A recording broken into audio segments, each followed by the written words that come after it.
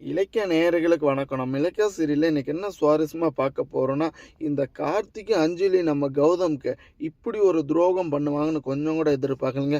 ஏன்னா நம்ம கௌதம்க்கு வந்துட்டு இதுவும் தேவை, இன்னமும் தான் தேவைங்க. ஏன்னா சொல்லப்போனா நம்ம பைரவி ஆரம்பத்திலேயே ஒரு சொல்லி காமிச்சாங்க.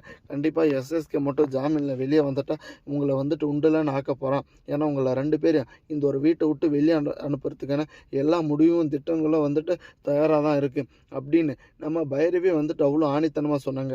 ஆனா இத கூட புரிஞ்சுக்காம நம்ம இலக்கியம் கௌதம் அடுத்தபடியா நம்ம கார்த்திக்க மன்னிச்சுட்டு, கார்த்திக் மட்டும் கண்டிப்பா இந்த எஸ்எஸ்கேவோட சுயரூபத்த புரிஞ்சுட்டு, இந்த ஒரு வீட்டுக்குள்ள வந்தா போதும். அவங்கிட்ட தான் மொத்த ப்ராஜெக்ட்டையும் வந்துட்டு நம்ம குடுக்க போறோம். இத மொத்தமா வந்துட்டு கார்த்திக் தான் ரன் பண்ண போறோம். அப்படின்ற உண்மைய வந்துட்டு நம்ம ஜானகி அம்மாகிட்ட சொல்லிட்டு இருக்காங்க.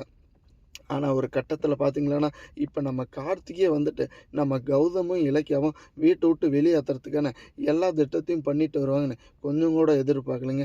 ஏன்னா, தப்பு செஞ்சவன் வந்துட்டு கண்டிப்பா தண்டனை அனுபவிச்சு தான் தீரணும். இந்த எஸ்எஸ்கே வந்துட்டு தவறான ஒரு மனிதங்க. அவன வந்துட்டு காப்பாத்துறதுக்காக இந்த ஒரு வீட்ல இப்படி ஒரு குழப்பத்த வந்துட்டு இவங்க எல்லாரும் எடுத்துட்டு இருக்கிறது கொஞ்சம் கூட வந்துட்டு புடிக்கவே இல்லைங்க. ஒரு பக்கம் பார்த்தீங்கன்னா, இந்த பைரவி இருந்துகிட்டு எப்படியாச்சும் கௌதம் கிட்டேருந்து இலக்கியாவ பிரிச்சுட்டா போதும்னு ரொம்பவே ஆக்ரோஷமா நெனச்சிட்டு இருக்கேங்க. ஒரு பக்கம் நம்ம எஸ்எஸ்க்கு வந்துட்டு இப்படி சொன்ன மாரி வந்துட்டு நம்ம ஜாமீன் கெடைச்சிருச்சு. அடுத்தபடியா இந்த இலக்கியாவும், கௌதமையும் நம்ம அறம் தெரியாம, உரு தெரியாம அழிச்சிரணும் அப்படின்னு நெனச்சிட்டு இருக்கேங்க. ஆனா, நம்ம அஞ்சலிய பொறுத்தவரைக்கும், இலக்கியா மட்டும் இந்த ஒரு வீட்ட விட்டு போயிட்டா போதும். ஏன்னா, இலக்கியா இருக்கிற அந்த ஒரு அங்கீகாரத்தில நான் இருப்பேன். அப்படின்னு அவ்வளோ ஆணித்தனமா சொல்லிட்டு இருக்காங்க. ஆனா, இங்க என்ன உண்மை நடந்துட்டு இருக்கு, என்ன மர்மம் நடந்துட்டு இருக்குன்னு தெரியாம, அவசரப்பட்டு நம்ம ஜானகி அம்மா இருந்துக்கிட்டு, நம்ம கார்த்திக் வந்துட்டான். இதுக்கு மேல வந்துட்டு எல்லாமே நல்லா தான் நடக்க போதுன்னு ரொம்பவே சந்தோஷப்பட்டுட்டு இருக்காங்க.